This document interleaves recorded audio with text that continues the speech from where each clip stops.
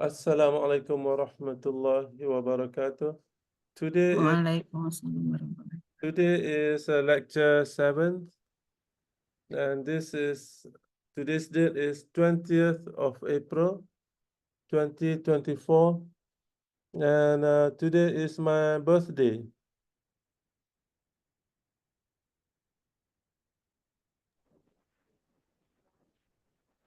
Bu Identity, today is my birthday. Masya long life insya Tahniah, Prof. Saya udah cakap tadi, tapi saya mute mic saya. Okay. Selamat ulang tahun kalau pakai bahasa Indonesia. Oh, bahasa Indonesia selamat ulang tahun ya. Okay. So today we'll talk about research design. Research design is chapter 3 of your thesis writing. So today we would like to discuss research design in quantitative research. Like we discussed before, there are two types of research, quantitative and qualitative research. Today, we will discuss a research design in quantitative research. What is a research design? Research design is a plan. It is a plan, it is a strategy of the research. It is a plan, a strategy of a research, of a thesis that is designed in order to collect data, analyze the data, and get the findings to answer your research objectives, to achieve your research objectives, and to answer your research questions. So in chapter 1, you have written research objectives. Some of you write 4 research objectives. Some of you 5 research objectives. And so if you have 4 research objectives, you should have 4 corresponding research questions, right? If you have 5 research objectives, that means you have also 5 research questions. So now, how are you going to answer your research questions? How are you going to achieve your research objectives? To answer your research questions and to achieve your research objectives, you have to have the research design. So it is a plan or a strategy or a structure that is designed to answer your research questions and to achieve your research objectives. So the plan should include how the researcher is going to collect the data. So how the researcher is going to collect the data? What is the population of the study? And what is the sampling of the study? So after collecting the data, the researcher needs to analyze the data, right? And then based on the data analysis, the researcher will get the findings. And the findings should and must answer the research questions and achieve the research objectives. Then you pass your PhD. So research design must include your research objectives, the research design must include the plan Okay, we should start from the hypothesis. So if you have 4 research questions, for example, then you have 4 research objectives, then you should have 4 hypotheses. Okay, so how you are going to test your hypothesis, right? So in order to test the hypothesis, right, the hypothesis must be developed, the hypothesis must be clearly stated, and you should have a plan on how to collect the data and how to analyze the data. And the data analysis will either support or reject your hypothesis. Okay, any questions so far? Mr. Ahmad, any question? No. I don't have question now. That means you understand everything. No, no. Maybe later on. So research question is, research design is a plan that you design in order to achieve the research objectives, to answer the research questions. And the plan or the research design includes how you are going to collect the data collection, and how you're going to analyze the data analysis, in order to either support or reject the hypothesis, and answer the research questions, and also achieve the research objectives. Bu Identity? Ya, Prof, kayaknya nyambung, Prof, tapi harus diulang-ulang ketika menuliskannya. Okay. So research design is written as your chapter 3. Okay? Ya. Chapter 1 is introduction, chapter 2 literature review, chapter 3 is research method, which include research design. Okay, this is an example of a research framework. The theoretical framework of the study.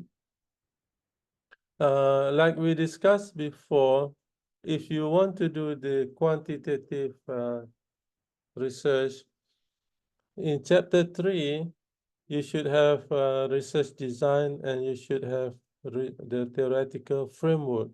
Okay. So this is an example of the theoretical framework. In the theoretical framework, there are many constructs or many variables. So some people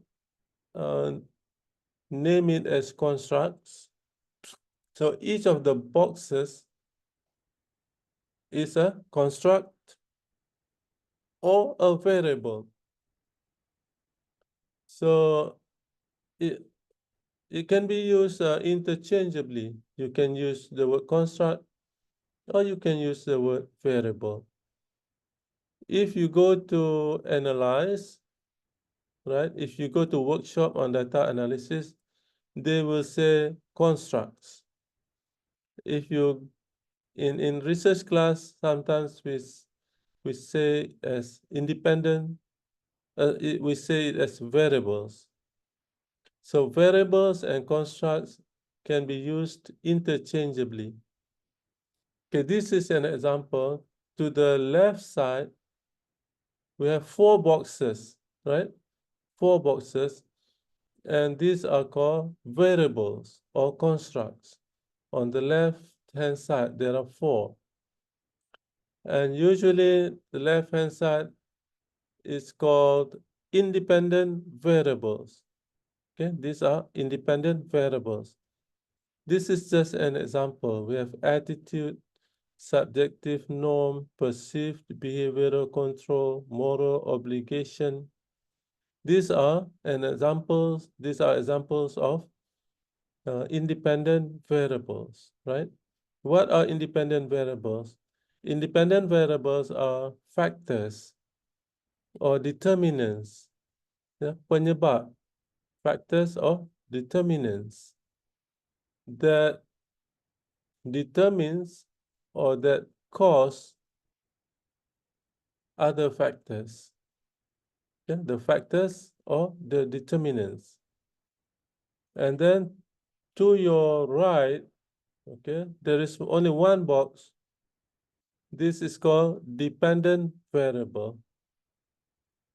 Dependent variable is actually the title of your research. Okay. The title of your research is the dependent variable.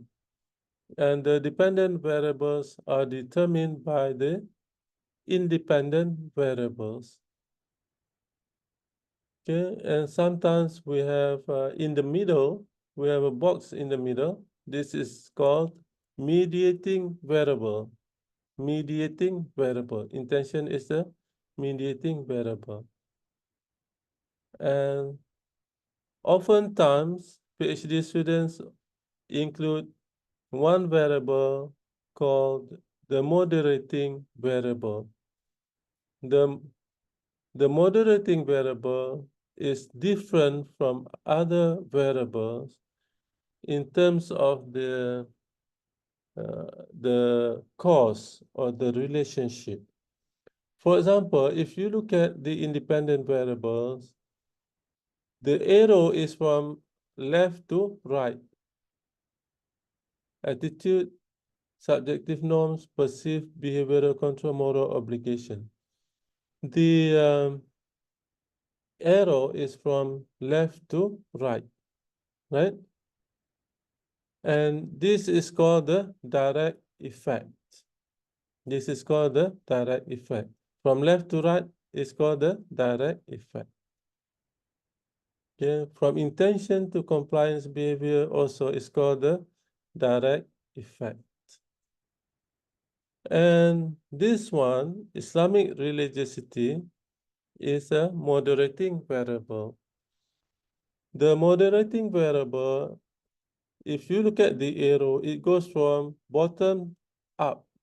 Yeah, bottom up. Okay, we have H5D, hypothesis 5. We have hypothesis 5A, B, C, D. It goes from bottom up. That means this variable, this moderating variable, influence the path from independent variables to the mediating variable. So it influences directly, it influences indirectly. It doesn't go straight to intention, but it moderates. Moderates means either to strengthen or to weaken the relationship. Okay. Cikgu Suhini, ada soalan?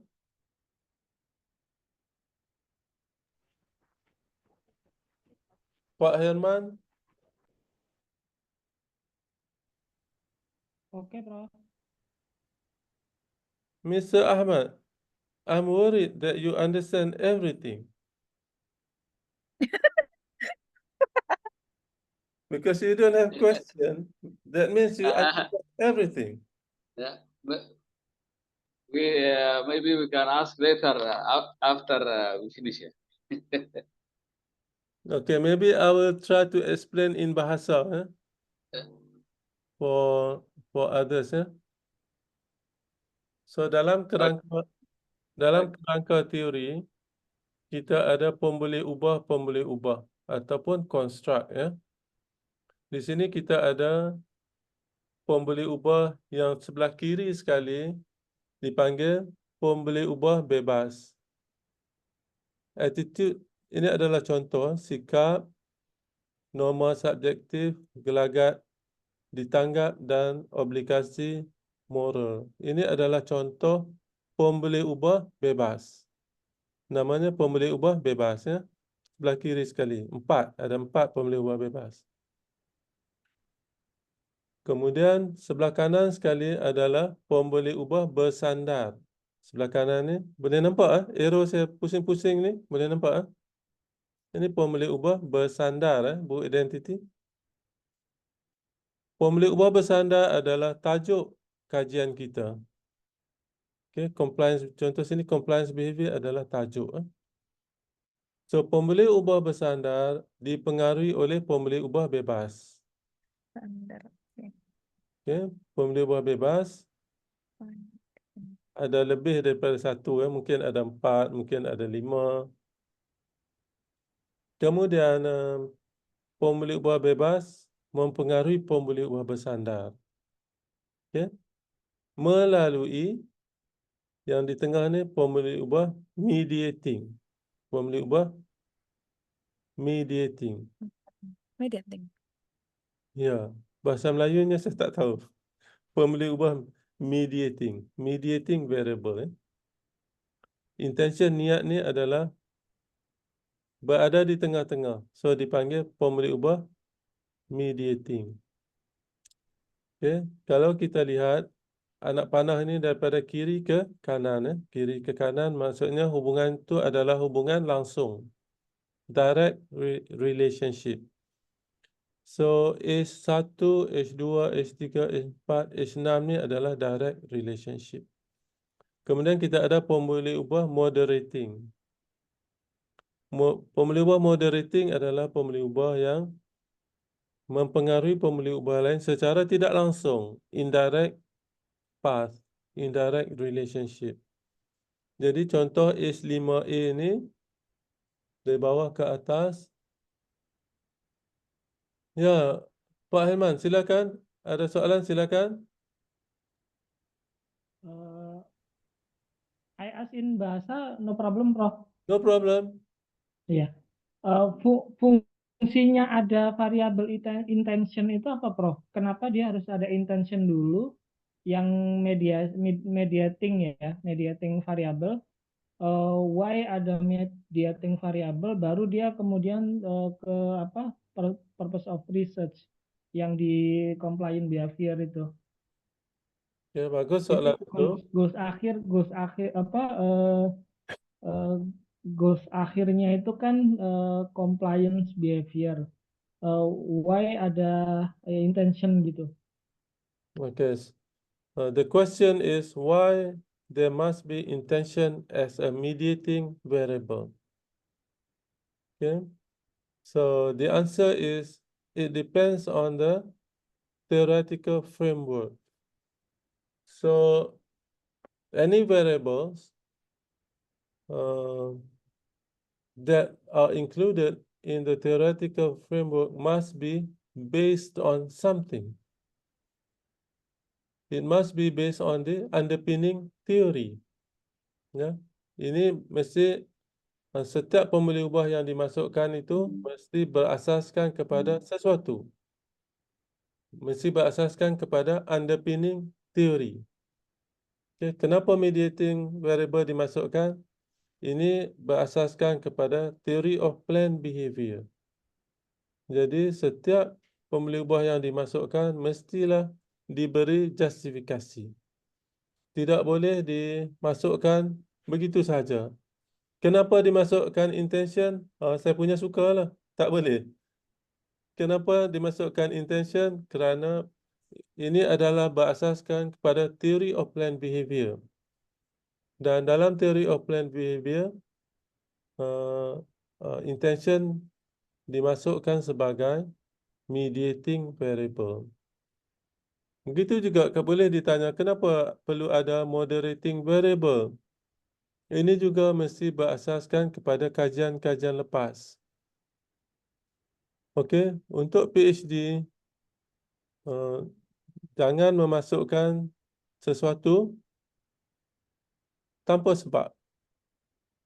Mesti dimasukkan sesuatu dengan hujah, dengan justifikasi.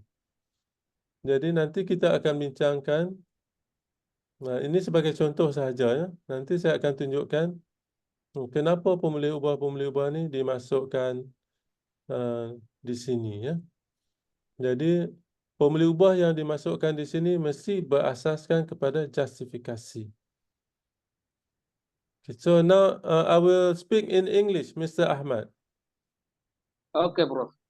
Okay, so the question was, why intention is included as a mediating variable in this theoretical framework? Okay, so the answer is every variable that is included in the framework must be based on something. You cannot simply put it because you like to include it. Okay, so in this case, intention is included because it is based on the theory of planned behavior. So according to the theory of planned behavior, okay, the theory of planned behavior has three independent variables: attitude, subjective norm, and perceived behavioral control, and intention as the mediating variable, and compliance behavior as the dependent variable. And there are two extra or additional variables included. Moral obligation is included as the fourth independent variable. And Islamic religiosity is included as the moderating variable. So the inclusion of additional variable must be justified. The inclusion of Islamic religiosity as moderating variable also must be justified. How you are going to justify? Two things, two justifications. Number one, based on theory and previous studies. Number two, based on expectations. Based on expectations in the context of your study. Okay.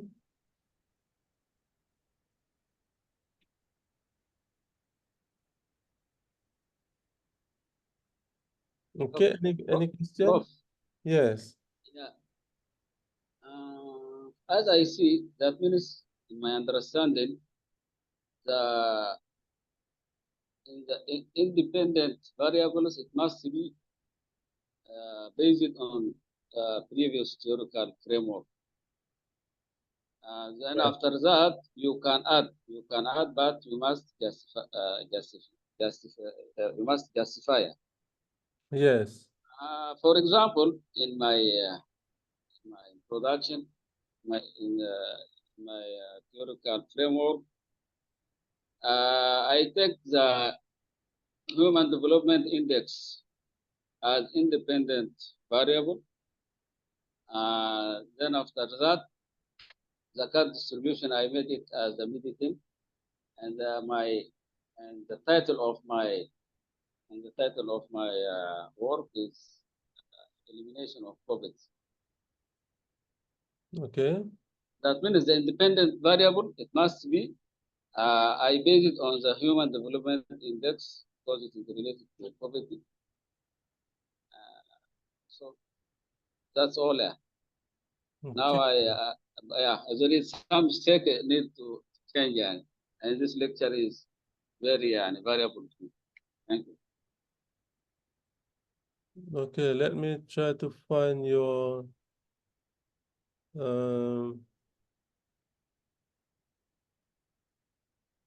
assignment. You sent to I my send email. email.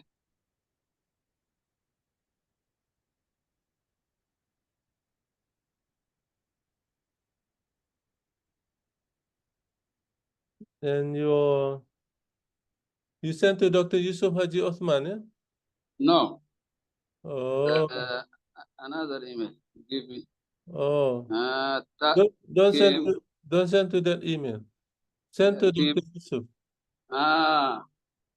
Never mind. You sent to WhatsApp also?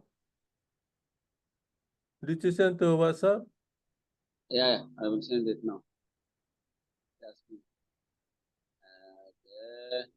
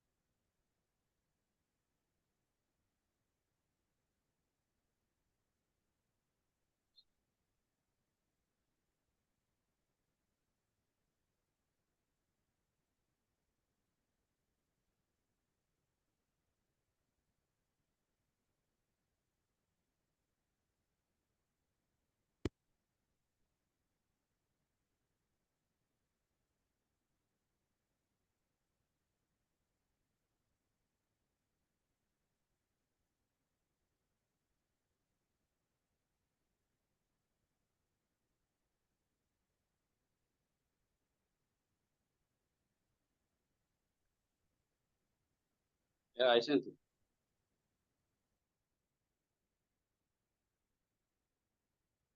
Okay.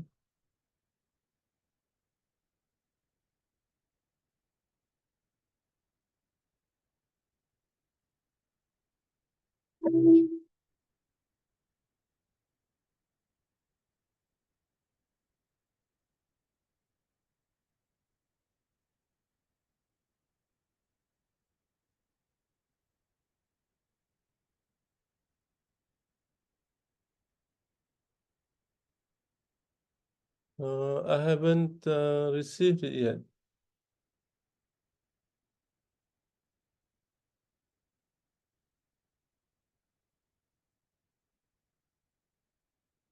You sent to Dr. Yusuf Haji Othman, yeah?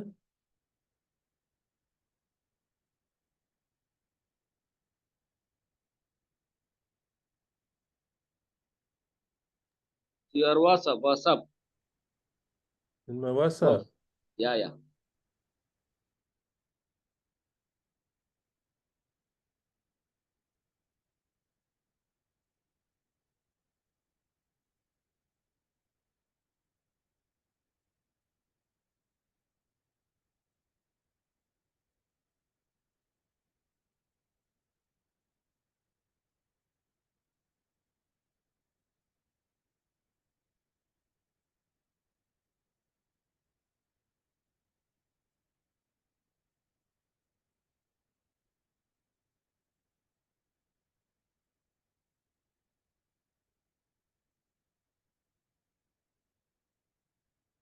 Okay, so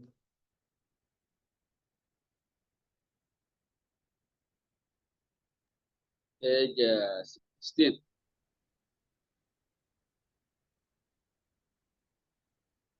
Yeah.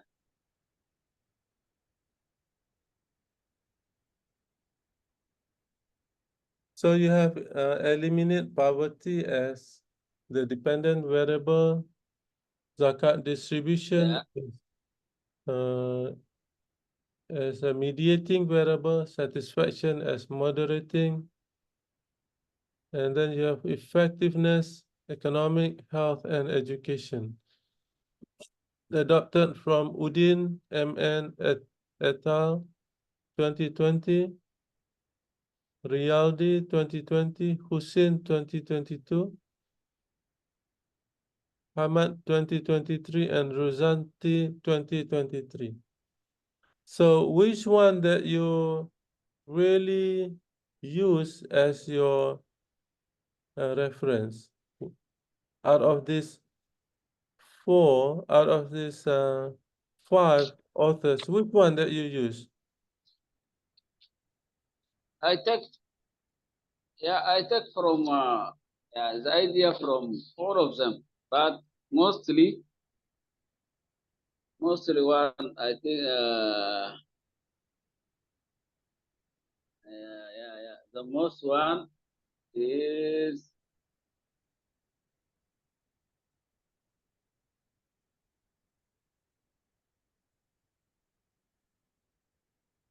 does the cat impact on Human Development Index? I think this is the Rosanti. Show us the one that you Rosanti. show us. You can Yeah. share. You can share. You can share now. I cannot share because I enter with mobile and the reference is a laptop. Okay. Never mind. So, But Rosan, so 80, in 2023. when we meet face to face, you need to show. Okay. Yeah, in the laptop we have all.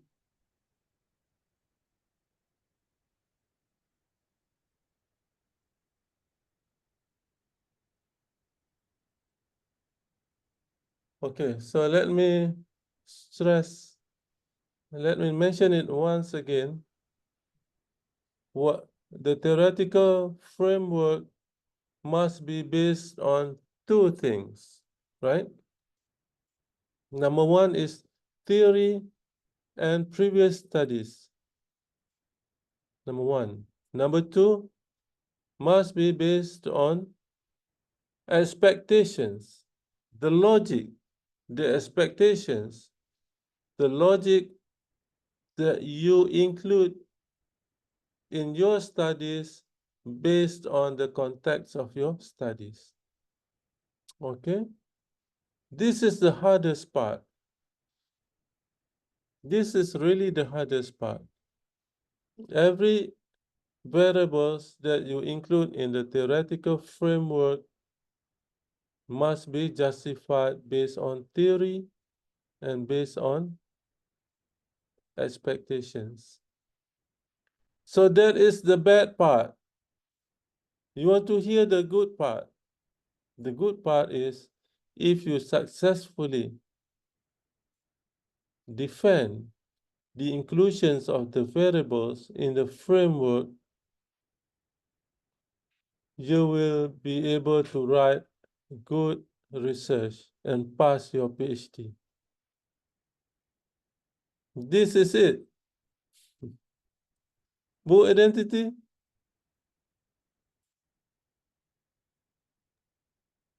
Ya, Prof. So there are the hardest part is to include the variables in your framework. You must really look at the theory and previous studies. I mentioned, remember, what did I say? Look at previous research. Look at previous studies. Yeah. And articles is not enough to base your theoretical framework. And then number two must be based on expectations, the logic. That means you cannot take the theory and copy paste, that is my framework. No. Right? Kalau macam tu ramai orang dapat PhD. Copy paste framework saja. It must be improved. What is your contribution? Right? So cannot copy paste. You cannot go to Viva and say, okay, I did this framework, I copy paste from this theory. No, you don't pass your PhD. You need to improve the latest theory. And you must include, either additional variables or different way of analyzing data or any other novelty. Okay.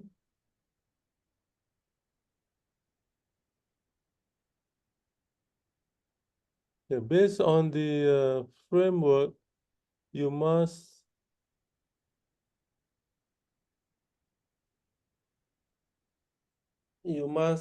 develop the hypothesis. If you look at this framework, yeah, H1 is hypothesis 1, H2 is hypothesis 2, H3, H4, hypothesis 3 and 4. H5, it has many many branches, yeah. So H5A, H5B, H5C, H5D, and then H6. So you have 6 hypotheses. So you need to develop the hypothesis. Based on the theoretical framework of the study, a researcher could develop the hypothesis. The researcher should elaborate on how they come up with hypotheses. How you come up with hypotheses and why they develop those hypotheses. How you develop the hypothesis and why you develop the hypothesis. You cannot go to your supervisor and say, Prof, I don't know how to develop hypothesis. Can you write for me? You cannot do that. There is one PhD student who called me, Prof, I don't know how to develop hypothesis. Can you do for me? No, you have to develop your own hypothesis. Okay? Okay, after you develop the hypothesis, then what you need? You need to collect the data, right? And then you analyze the data, and the data, from the data, we could either reject or do not reject the hypothesis. Okay? So we need the data. Yeah? So there are many sources of data: primary data, secondary data. Primary data is the data that you collect yourself. Secondary data is the data that is collected by others and you want to use the data.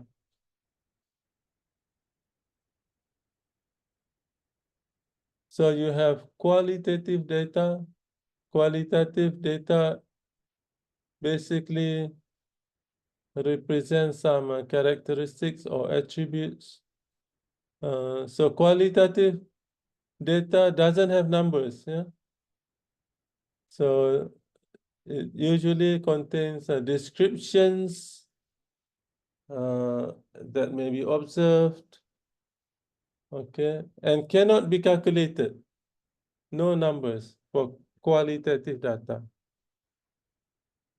For quantitative data, the data must be measured in numbers, okay? So researchers can represent, so the researchers can use the quantitative data, the numbers, and can analyze the data using certain statistical techniques. Statistical techniques. Ada guna teknik statistik. So qualitative data are data without numbers. They represent certain characteristics. They are just descriptions, maybe in words, maybe in pictures, maybe in scratches. Quantitative data are data that are in numbers and can be measured, can be analyzed using some statistical analysis. Okay.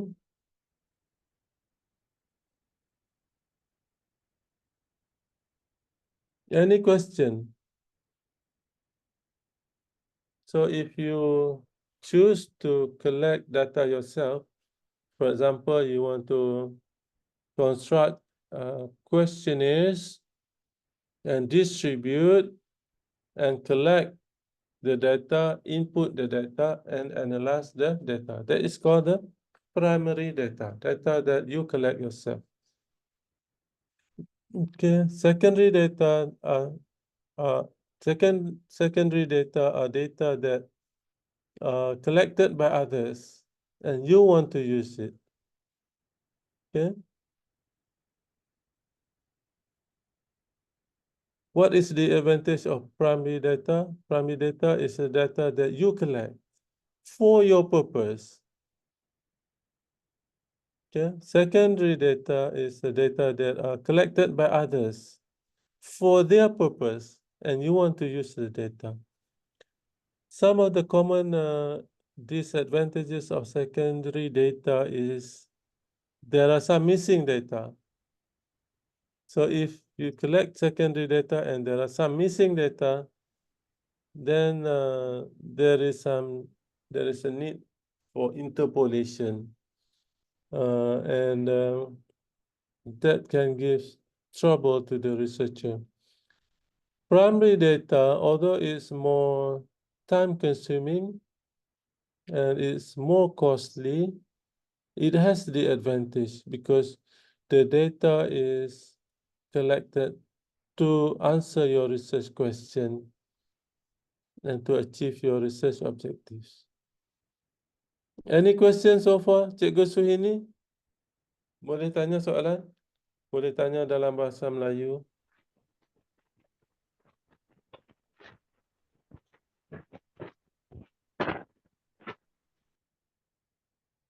Mr. Ahmad, Yeah. any questions so far? If you don't understand, you can ask questions. You don't have to postpone. Don't say, I will ask next time.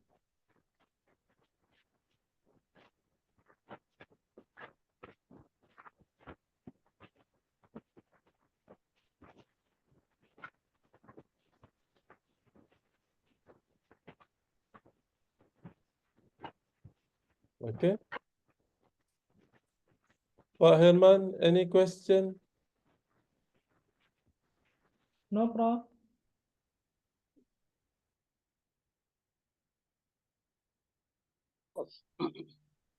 You said the primary data, you need the questionnaire in order to collect the data. What is the difference between questionnaire and survey? Questionnaire is a type of survey.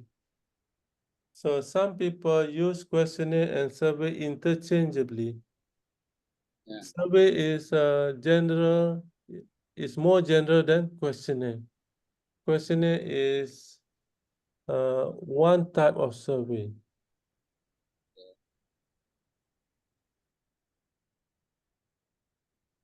Any other question? Enggak dulu, Prof.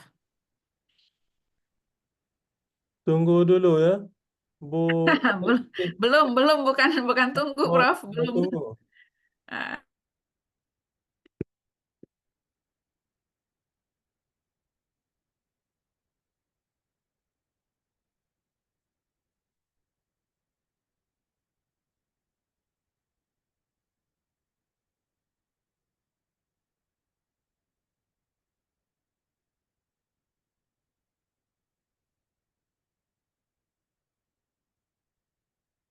So the question is, what's the difference between survey and questionnaire?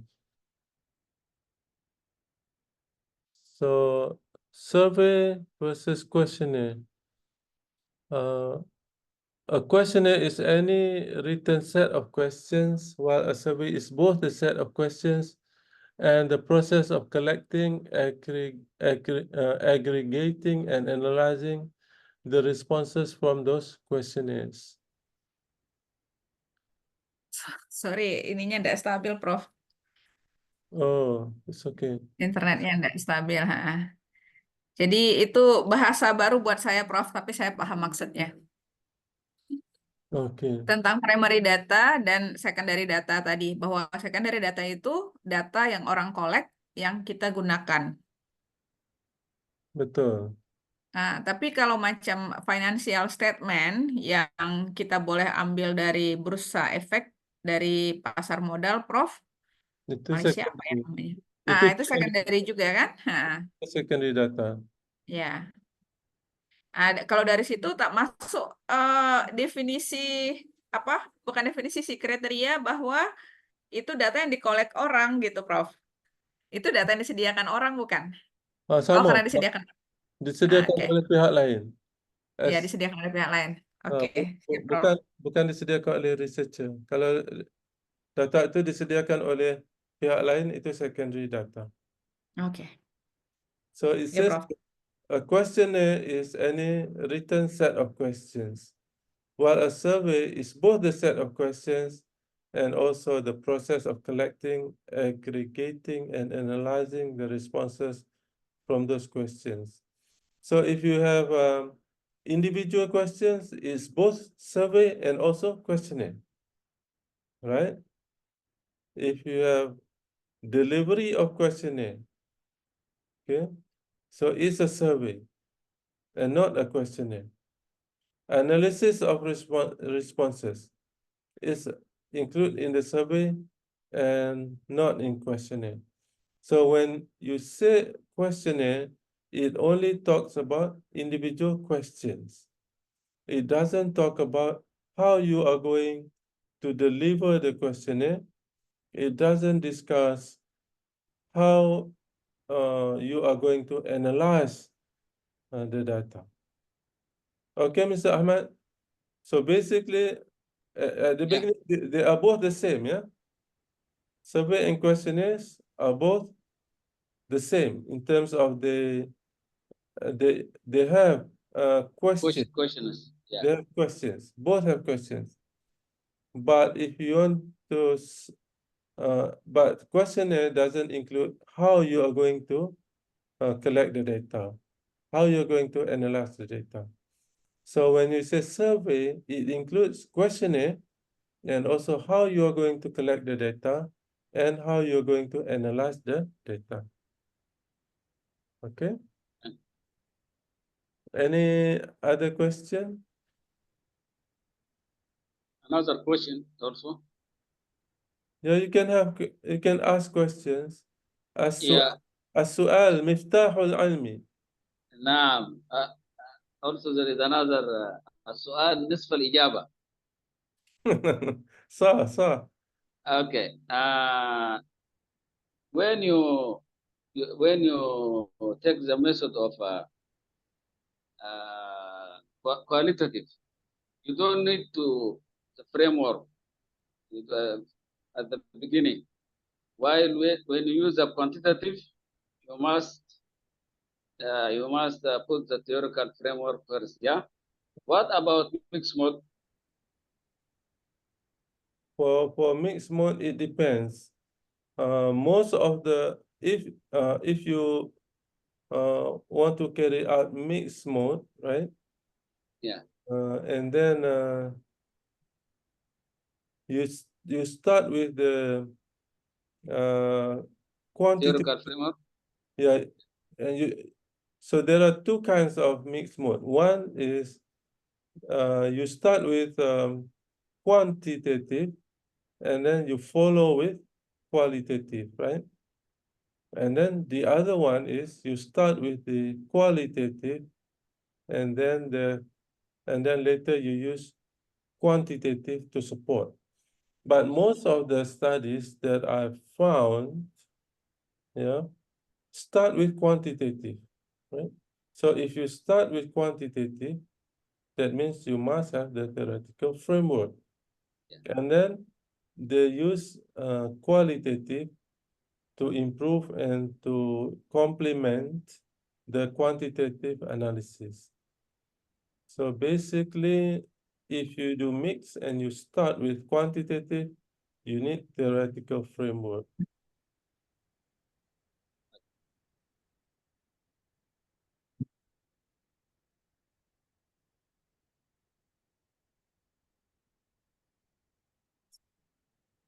So let's talk about survey.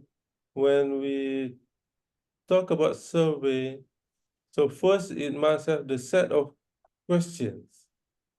You must have the questionnaire.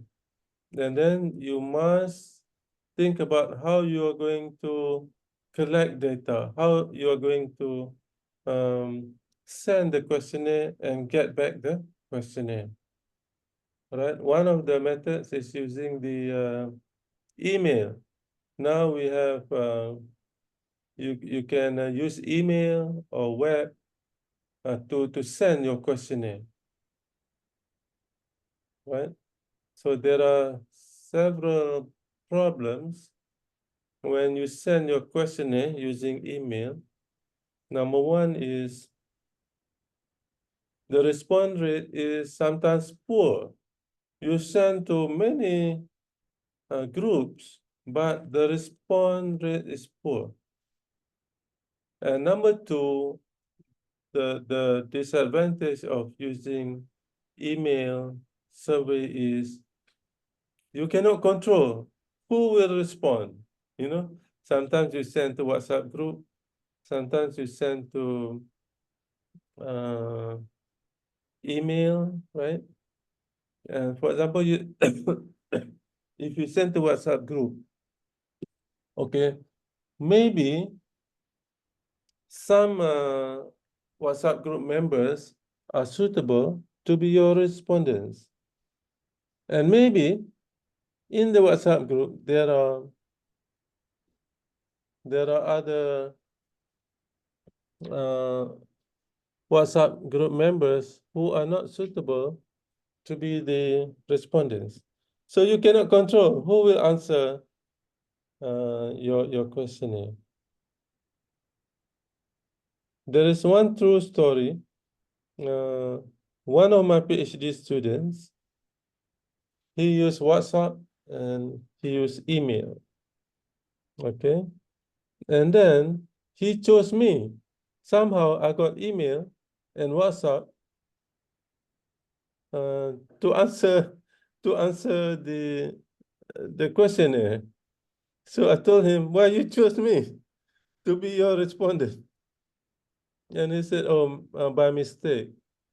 So it shows that sometimes, for some reasons, the WhatsApp and the email goes to the persons who are not suitable to be the respondents. Okay.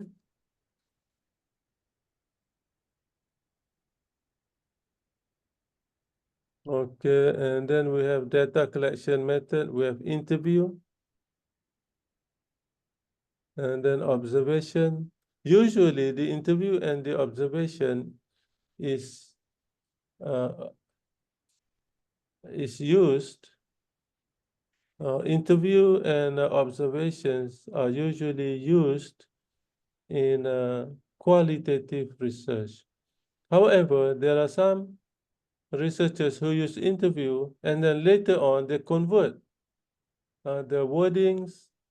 They can make it as a quantitative data.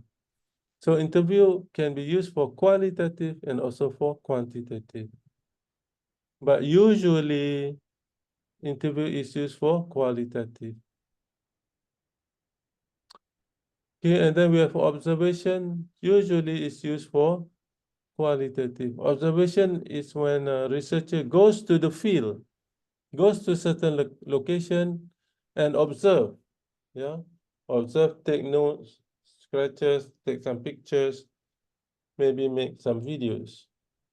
So that is usually used for qualitative data. Observations, there are two types. One is participant observations. The other one is non-participant observation. So participant observation is when the researchers go and participate. The researchers go to the location, interact with the respondents, and participate in the activities done by the respondents. For example, there was one researcher from Australia who came to Cameron Highland in Malaysia. We have Cameron Highland here. Mr. Ahmad. Yeah, I visit Cameron Highland, Jensen Highland. Yeah, in Cameron Highland, Cold. before on the way up, yeah, before you go up, there are Yeah. some villages of native Orang, people, orang asli. orang asli. Yeah, yeah. And then there was one researcher from Australia who wanted to study the human interactions and the activities within the orang asli, orang asli group, yeah, in Cameron Highland, and he spent 4 months, more than 4 months, to live with orang asli, eat with orang asli. He ate with orang asli, slept with orang asli, and then went to do activities that were done by orang asli, such as hunting, fishing, drinking, what else? Dancing, and other activities. So he participated in all the activities, and he could speak some of the orang asli words. Yeah. So that is an example of participant. So the researcher not only observe but also participate in the activities done by the respondents. Yeah. And in a non-participant observation, the researcher observe and doesn't participate. And in some cases, the respondents know that they are being observed, and in some cases, the researchers, no, the participants do not know that they are being observed. In some studies, the research requires that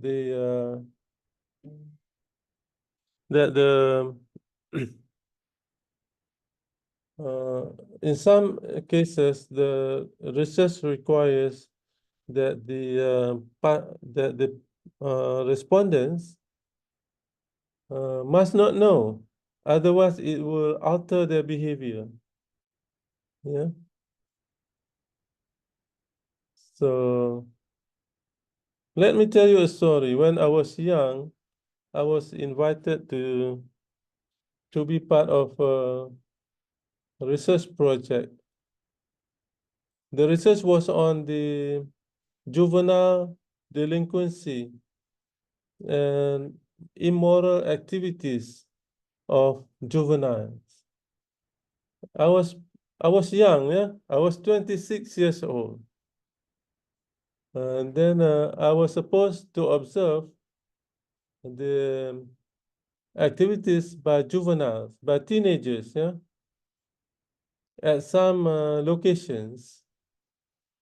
And then when I went there, all the teenagers, yeah, they were maybe 21, 22, maybe 18, girls and boys.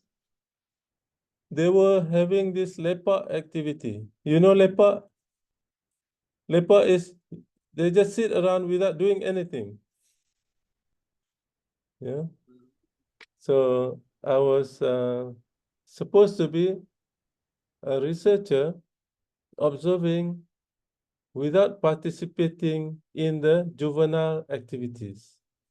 What happened was, most of the times, the respondents just ran away when they saw me. I was chosen because I was young.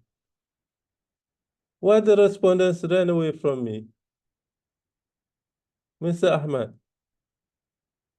Where the because you didn't participate in their activity. yeah, actually, because If- although I was young, I look different from them. The way I dress, Yeah. I have these glasses, yeah. I have glasses, I have nice hair, and I wear outfit that is different from them. I didn't know how to be juvenile, yeah. I don't know how to wear, juvenile teenage dress, yeah. So they knew I wanted to observe something, so it was not successful. I could not observe and make any significant data collection. Okay, so there is non-participant observation. Sometimes there is a problem, yeah, when the when the respondents realize that they are being observed, they might have some responses, they might uh, they might not want to be observed, and it might change their behavior. Yeah, it might change their behavior. There was one Japanese PhD student who came to Malaysia to observe the behavior of the Muslims around religious institutions. In Malaysia, we have madrasa. In Indonesia, we have pasantren, right? So people who live in pasantren, who live in madrasa or religious institutions, they tend to behave differently than the public, yeah? So there was a PhD thesis by a Japanese PhD student from Japan who came to Malaysia.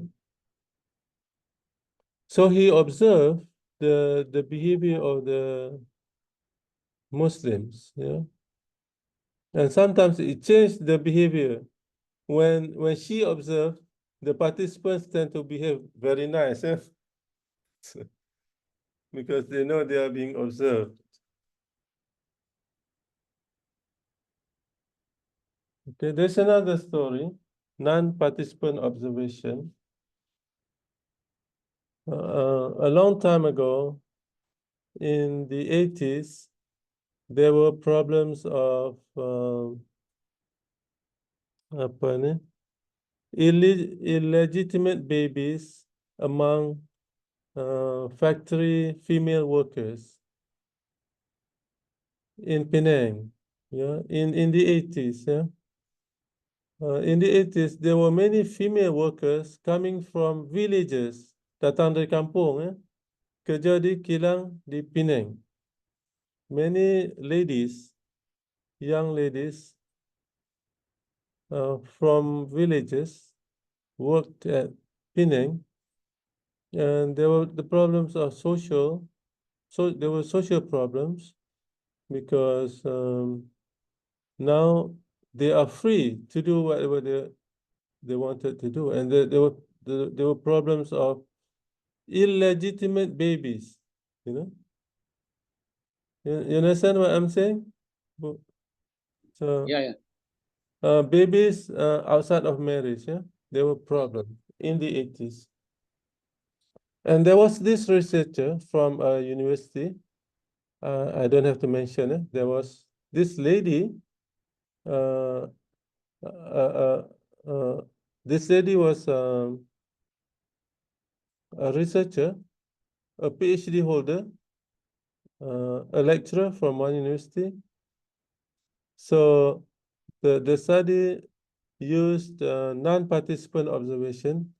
So what happened was she disguised herself and she applied for jobs as a female operator, female factory operator.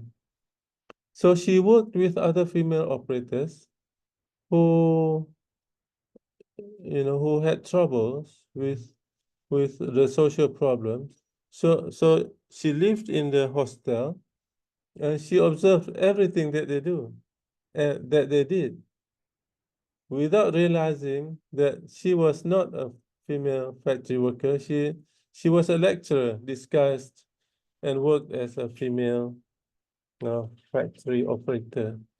So the research was done successfully because the participants did not know that they were being observed. Okay. Okay, so I think I have to stop here because I have some things to do. So our next class is on Tuesday, Monday or Tuesday?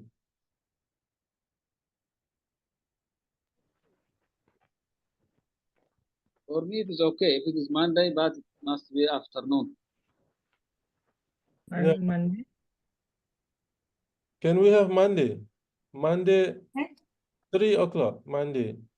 Oke. It's okay, sir. Monday, okay. So we'll have on Monday, 3 o'clock. So you just come to my office, yeah? Okay, bro. So we'll meet on Monday at 3 o'clock, inshallah. Sure. Yeah. So I think that's all the class for now because unfortunately I have things to do, yeah? So I apologize. Okay. Thank you. That's the class for today. Before we end, any question you can ask? Boleh di-share materinya, Prof? Ya, ya, PPT-nya. ya. Sekejap saya share, ya. Oke. Okay. Siap. Prof, sorry, can I make sure the schedule, Prof? Tomorrow there is no class or Tomorrow we have class at 3 o'clock. online? No, face to face. Oh no, sorry. Tomorrow no class. Sorry. Tomorrow no class, Monday face to face, Thursday to face to face. Yes.